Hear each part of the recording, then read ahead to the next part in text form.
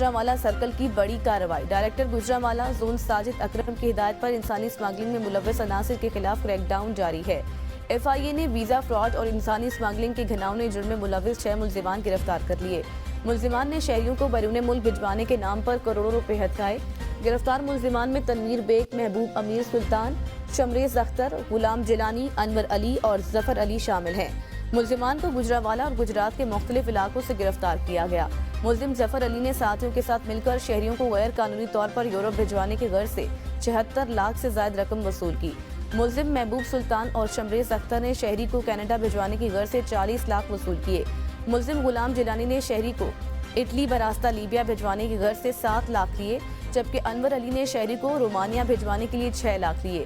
ملزم تنویر بیگ نے شہری کو دبئی بھجوانے کے لیے 1,62,000 وصول کیے۔ ملزمان پیسے وصول کر کے متاثرین کو بیرون ملک بھجوانے میں ناکام رہے۔ ملزمان کی گرفتاری کے لیے متعدد بار چھاپے مارے گئے۔ ملزمان کو گرفتار کر کے تفتیش کا آغاز کر دیا گیا ہے۔ دیگر ملزمان کی گرفتاری کے لیے چھاپے مارے جا رہے ہیں۔